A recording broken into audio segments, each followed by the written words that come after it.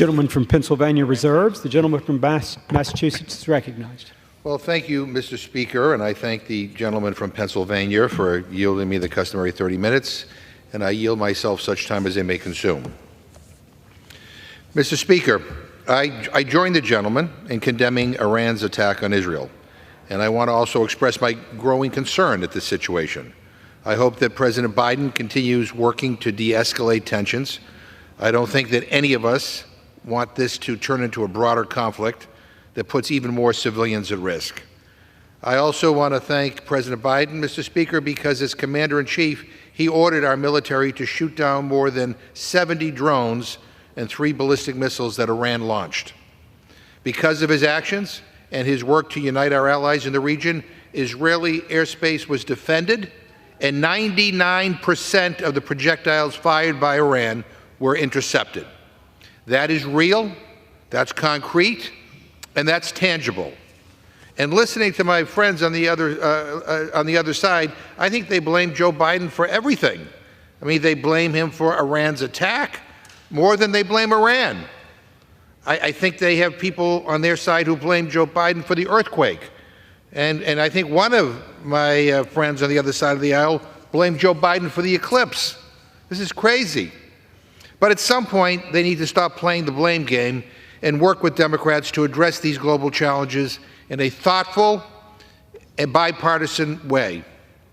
And instead of doing that, instead of kind of bringing everybody together, what we have from Republicans is a fake response to a real crisis. The majority dusted off a bunch of old bills, and some of which have never had a hearing and have never been marked up by committee, and they are bringing them to the floor. I guess they decided their original schedule for the week would have looked bad because they originally planned to bring up bills dealing with household appliances.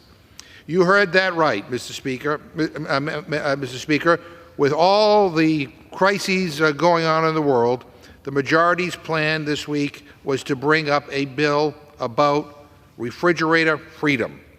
Not just one bill or 2 bills. They had a whole week, 6 bills, dedicated to appliances. They wanted us to debate the Liberty in Laundry Act this week, and they took it as an actual international emergency to get them to notice how out of touch and absurd their policy agenda is. Meanwhile, Democrats have been saying for months and months that we need Republicans to get serious about helping our allies. And for months, we've heard about excuse after excuse from Republicans. First, they said we had to wait until H.R. 2, their extreme MAGA border bill, became law. They changed their tune because they tanked their own border bill. Next, they told us to wait until the federal government was fully funded. So we did that, and the MAGA caucus moved the goalpost yet again. Democrats were told that aid for Ukraine had to wait until the House reauthorized FISA. Well, guess what, Mr. Speaker? Republicans are out of excuses, and our allies are out of time. Speaker Johnson's inaction has consequences. He has emboldened our adversaries and left our allies wondering, where is America? I hear reports that he is in backroom discussions with members to find a way forward on Ukraine funding. And I hope that we see the aid our allies need on the floor this week and that there's no partisan BS attached to it.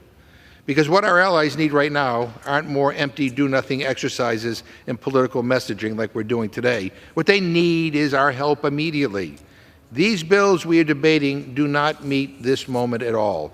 The very first thing we should have done this week is come back and debate a bipartisan bill that could provide real, tangible help to our allies. And instead, we get more wasted time, more broken promises, more useless rhetoric from this Republican majority. Has anyone even asked the Senate if these bills are going anywhere over there, Mr. Speaker? They passed the sanctions bill on Iran 6 months ago and haven't sent it to the Senate yet. Are they going to send any of these bills to the Senate? Or is this all for show, so they can send out a press release to say they did something?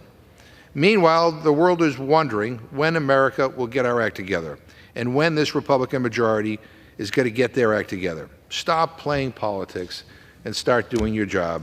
With that, I reserve my time.